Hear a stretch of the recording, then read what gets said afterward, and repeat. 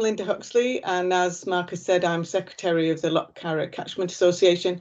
My husband Chris is with me. I wasn't sure if he was going to be here, but I'll just say that he can interrupt me if I get things wrong or he wants to add something.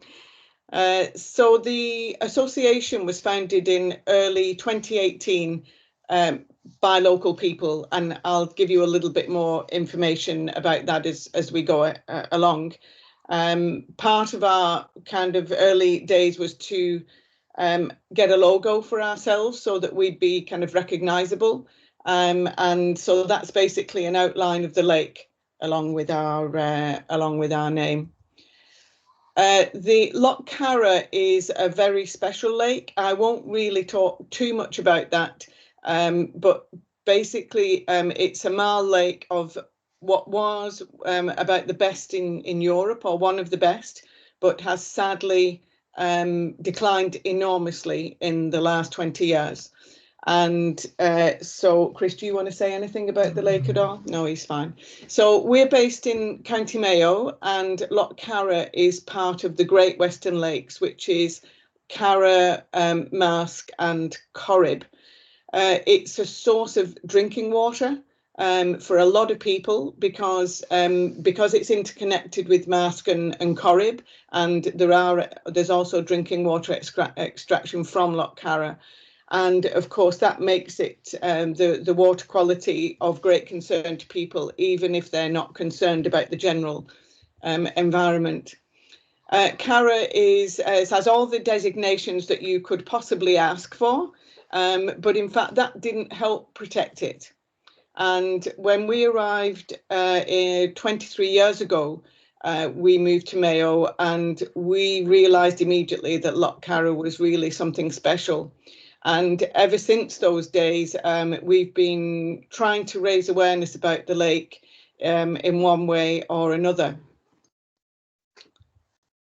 So in one of our endeavours was that in 2015 we wrote a book about Lough Carra, which was to cover all aspects of the lake, not just the environment, but the archaeology, the geology, art, you name it. It's all pretty much in the book. But don't try and buy the book because it's sold out. But that was really what our own personal effort to raise awareness, that people would suddenly wake up and go, wow, you know, we've got something really special here. There was decades of research. It's one of the most researched lakes in the country, from Praga to Kennervine, from Trinity. There's just been there was a huge amount of research, which was good. That helped us really show that the lake had declined. One of our pre-book efforts was to organise a conference at ATU, or what was then GMIT in Mayo, along with Kennervine of Trinity. I don't know if Michal was at that conference, but anyway, that was our first effort. But there just wasn't enough push or realisation or political will, whatever. What we were hoping would happen from the conference, it didn't happen. So then we published a book, and then a local councillor, Al McDonnell, was campaigning from his side, just trying to say, look, there's something happening with the water. The lake should have a clear marl bottom. The water should be crystal clear. It's not. It's just turning to pea soup, as Chris once referred. It could get to total pea soup. So we could all see the water quality declining.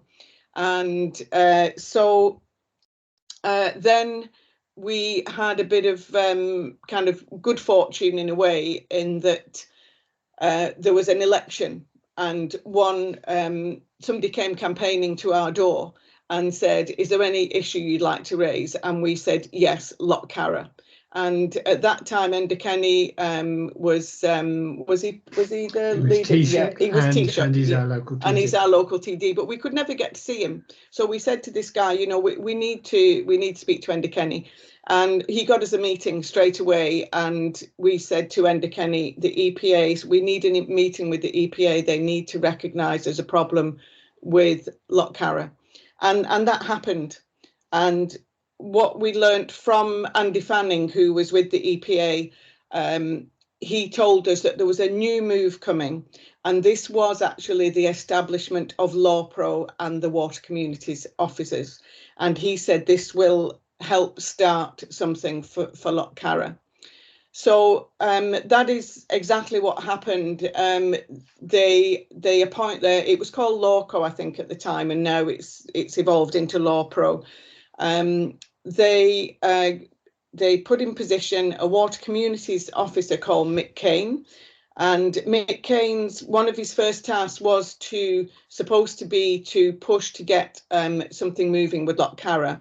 We had to do a little bit of pushing ourselves for that to happen, but it did happen. And in 2018, there was an initial meeting of a few individuals that we knew were interested in the lake. And then a second meeting in April, and we got the formation of the Lough Carra Catchment Association. So from that start in 2018, we were having monthly meetings around the catchment. And these meetings are public meetings, and we want to include the whole community so that no one feels that things were being done without them knowing or that they didn't have a voice. That's now moved on to bi-monthly, in that we have the LIFE project now, so we don't need to, or there's a little bit of, if you like, we don't want to conflict with the LIFE project's events.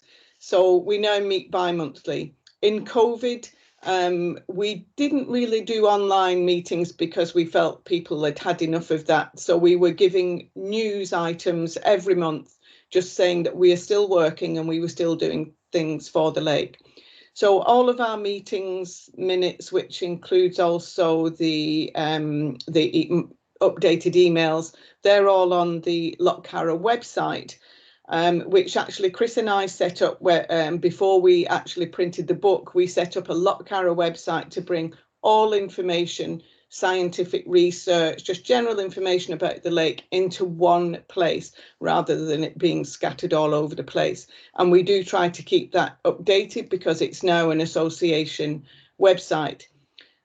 So we're really quite amazed and delighted that at our meetings, we generally have over 30 people there. Even though we've now been going for, what is it, 5 or 6 years, we've still got interest, and we do get some of the state bodies attend, and we now have a mailing list of over 200, and people ask to be on our mailing list, which I also find quite encouraging.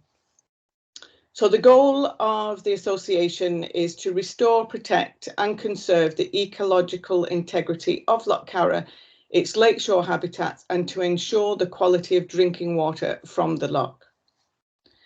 And in order to achieve this goal, we have promoting and encouraging truly sustainable and environmentally sensitive land use practices, seeking and promoting ways of reducing nutrient inputs to the loch, pursuing methods to prevent any form of pollution, and raising awareness of the unique values of the loch. So of course, those 1, 2 and 3s, they're quite difficult to achieve as a voluntary group. But we still try and do things, and I'll talk a little bit more about that. But really the LIFE project is what is helping us achieve 1, 2 and 3. So in 2021, we became a registered charity because we realised we couldn't access certain funds unless we were a registered charity, but we're all volunteers. And we have 9 directors, and I'll actually go through the directors in a moment. And we also became a company limited by guarantee. And all of that involves quite a bit of paperwork, but anyway. So I just wanted to run through our committee because this is what I believe is our strong point right from the word go. Tom Byrne, who used to be involved in the Carramast Corrib Water Protection Group, he's a retired headmaster from a local school, but Tom has actually a lot of experience in dealing with water quality issues, trying to bring about reform. He's been to the EU for meetings and so on, and he's a very strong person, very well known, brilliant chair, because he doesn't let the meetings drag on. We keep our meetings very to the point, and I think that helps us retain our audience because they know meetings won't drag on for hours and hours. The vice chair is, we've a new vice chair, John Thornton. And when I say new, we had our AGM in November, and what we're trying to do is future-proof the association. So we're trying to bring in people that are younger than ourselves, because we are a lot of our directors were retired people, and we feel that we need youth in there as well. So John Thornton's from a local family. He was a graduate from GMIT in Castlebar, and his research project was on land use in the area, looking at stocking rates on certain farms and so on. So he's got a very invested interest in Lough Carra. Sean Roberts is our treasurer. It was Joe Flannelly, who was a local farmer. Joe stood down at the recent AGM, and Sean Roberts, his family have a property on the lake, and his family have a very close connection with the lake. They used to run a B&B, and they had a fish. They used to take people out fishing, so they know the lake very, very well. The Vice Treasurer, Pat Gibbons, a local farmer with land on the lakeshore. I'm the secretary. I've got an admin background, which kind of helps me do all the minute taking and so on. I've also helped Chris do our ecological studies on the lake, and I'm a photographer, so a lot of my photos have been used for a lot of our booklets and so on. Technical support is really vital, and so there's Chris, who is an ecologist by training. He wrote the book, and he's been doing a lot of study on the lake for the last 20 years. Killian Roden, some of you may know, Killian is the specialist on the Carra, basically the underwater ecology and plant life of Lough Carra, and a vast source of knowledge. Philip Doddy got his PhD under Killian's supervision on the marl crust of Lough Carra. So that's basically what's so special about the lake, and Philip is still doing work under the LIFE project now, looking at what the state of the marl crust or the Krustenstein is, and sadly it is dying because of declining water quality in certain parts of the lake. Sean Coyne is community support. He's a secretary of Carra Anglers and lives locally. Peter Byrne is the chair of Carra Anglers and also has technical expertise. He works for Mayo County Council in the roads division, and he's been helping with some of our survey work that we're doing as part of the LIFE project. So that was a bit long-winded, but I felt it's important to show really that is one of our strengths, and I think why we've been able to achieve what we have in the time that we have. So we realised early on, Chris had done a lot of work with the EU before we moved to Ireland, and we were encouraged by William Cormacan of National Parks to try and go for a LIFE project. We knew that this was a massive undertaking, but then again, we also knew that a lot of money was going to be needed to try and do something serious for the lake.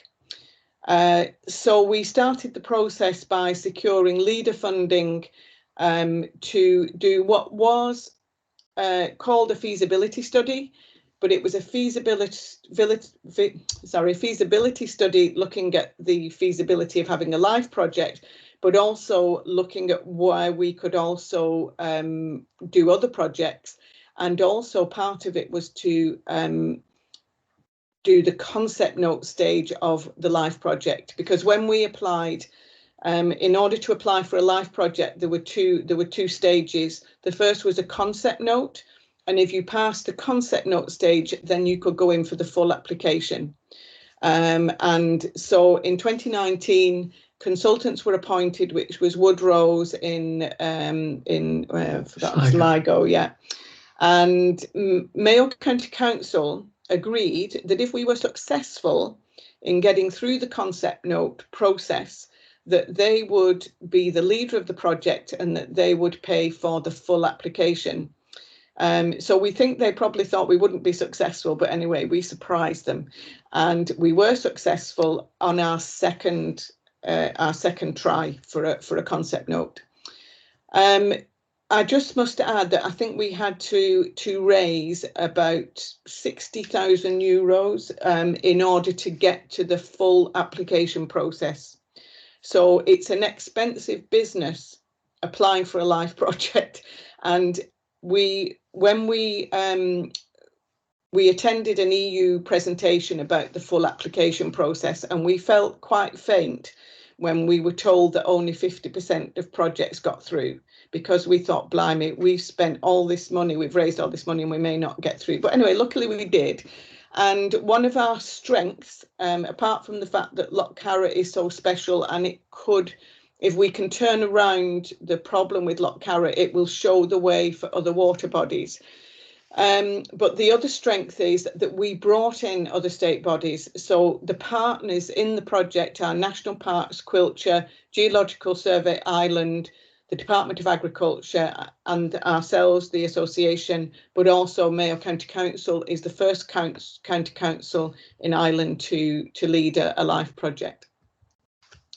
This was our feasibility study, which you can find on the website. It's been a very important document for us because it really clarified the situation, and we can also use it going forward if we want to look, say, for money from an EIP, that sort of, other sort of project where we can get some big funding. So I've already just told you this. So it's a 5-year project with a 5 million budget, and you can visit the Lough Carra Life website, and they have a nice little 6-minute video on there which outlines what they're doing. We have a fantastic project manager who's a guy called Kieran Flynn, and he comes with a broad experience not only in ecology but also in finance. What was he, Chris, in finance? Was he he was just working in the banking sector. That's it, he was working in the banking sector. So having a head for figures if you're leading a LIFE project is pretty important.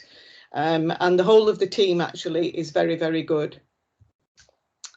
So from the association's point of view, I'm not going to talk too much about the LIFE project, but feel free to ask questions later. But we have decided to produce a whole range of booklets. So our first booklet was the one on the right, Lough Carra, a gem worth preserving.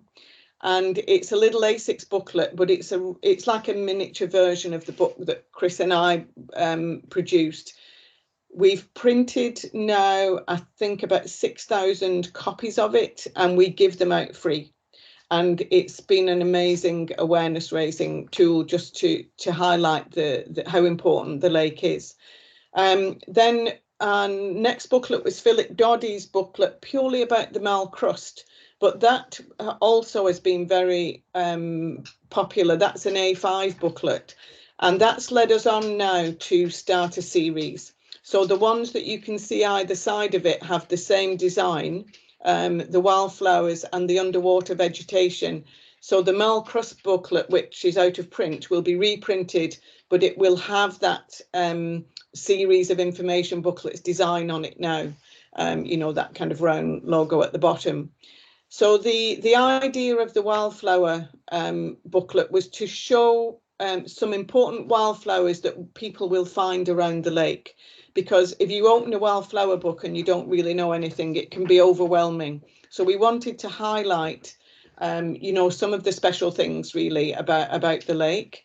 And then there'll be a wildflowers part 2. There'll be a butterflies and so on. And then the underwater vegetation is one that Killian's just produced, and Killian, obviously that's his area of expertise, and he's done a brilliant job at just explaining simply the different types of vegetation and the importance of them, and some of the issues. Yeah, I'm coming on to that, yeah. So those booklets, actually, they've all been funded by LawPro. We've applied through the Water Communities Development Fund each year, and that's how we've managed to fund those booklets. And this is another one that LawPro funded. This is an A4 folded booklet that opens up into A3, which is a map of the catchment, because we realised that people didn't know what the catchment was. You know, they didn't know whether they lived in it, whether they lived out of it, or so on. So, but what's important to know about this is that that's the surface water catchment as defined, I think it was by the EPA. But because of the LIFE project and the work that Geological Survey Ireland are doing, where they're putting dyes into various sinkholes and turlocks, we now are starting to see a picture that the groundwater catchment is actually bigger than that. So what it means is that we've got water coming into Lough Carra from outside of the surface water catchment. And of course, that makes the lake a lot more vulnerable. So if you look at I don't know if you can see on the top right of the map, they put dye outside of the catchment, and within 2 days, it showed up in the dye showed up in the lake.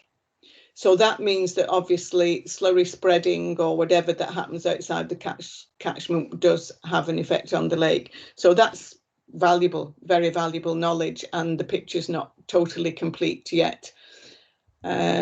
So we had an event in Castlebar. There was a lecturer from Trinity that came. Sorry, no, he was from Maynooth. He did a qualities of water project where he was asking people in the community what they felt about was affecting their drinking water, and he chose Lough Carra as one of the subject areas or the project areas. So we launched that, and we launched our own little booklet in the Linen Hall, and that helped do broader awareness. So we also have a YouTube channel, and you'll find all sorts of videos up there, and as videos come around, we load them onto the YouTube channel. The one at the bottom in the middle, you can see there's like 2 outlines of the lake in green. That was something that the EPA sent to us, and it's the greening of the lake, and it's showing Lough Carra get greener and greener from 1986 to current day. And it's like a time-lapse video. So it's a bit of a real eye-opener. We were on EcoEye, which some of you probably saw, and that was really also helped people realise the problem. This is where Chris referred to the fact that the lake could end up as pea soup if we don't do something fairly quick. We started off a solar pump system to try and stop cattle getting into streams and into the lake. That now has been taken over really by the LIFE project, because the LIFE project, very importantly, has the agri scheme. They ran the first intake for the agri scheme was last year, and they had 26 farmers, or they have 26 farmers that were doing kind of the pilot of how the scheme would work properly. So they've now they're inviting another intake, and I think the aim is to have around 80 farmers, 80 farms in the scheme. So that is going well, and I'm sure it will improve as time goes on. One important aspect of the LIFE project is that they have to plan for afterlife. So what is going to happen at the end of the 5 years? So setting up a scheme that works well for Carra and is starting to show results. So a lot of the project team are monitoring surface water, groundwater, and so on. And that is going to see whether there's any change in the 5 years. It's a bit of a big ask, but that is how the project will go forward. Do you want to say anything on that, Chris? Are you okay? We have an education project with schools. We bring schools down to the lake to do pond dipping. So we got a lot of pond dipping equipment, again with LawPro funding, and it means that we have, every child has its own ID book, it has its own net, its own tray. They can basically have a hands-on experience, and we get the money for the minibus. We hire an ecologist who's very good with kids, and the teachers usually get involved as well, and that's proving to be very popular, that schools are actually coming to us and saying, can they come again, and other schools hear about it. So that's helping to raise awareness, and the kids get a pack of all the booklets to take home with them, and we hope that that is helping to spread the message in the home. We also worked with the Federation of Group Water Scheme to do a tree planting, where every child in the local schools got a native tree to take home, plant at home. We planted one at schools, and they got their information pack about being pesticide free and so on. So our latest kind of awareness raising venture is the podcast. We've released so far 2 podcasts.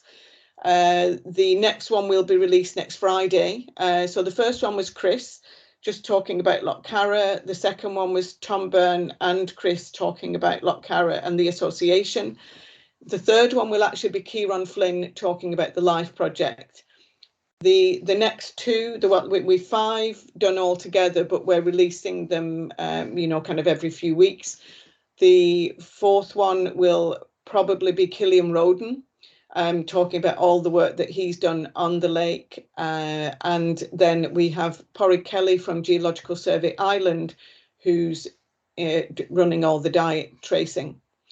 So we're doing a lot of other things. We've had students, we try and welcome students to come and help us survey the grasslands. So Texas University students came and they did some surveying of vegetation on a land that National Parks is buying on the lake shore.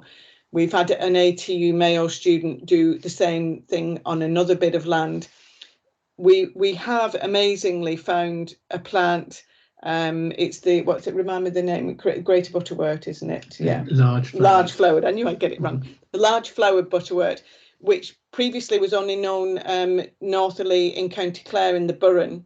So that makes Lough Carra the most northerly location. Chris actually found that one, didn't you? But anyway, so we also had a volunteer ecologist doing birds and butterfly surveys, repeating work that had been done previously to see, is there any change? But of course, we have the LIFE project, and that's achieving a certain amount, but we know that the main problem, one of the main problems we have is slurry. Just nutrients getting into the lake is a serious problem, and the LIFE project is not addressing removing slurry from the land. What we're trying to do now is get funding to have a feasibility study done on a biodigester. We want to know if it's possible, and if it is possible, how we can do it so that we can bring the people with us.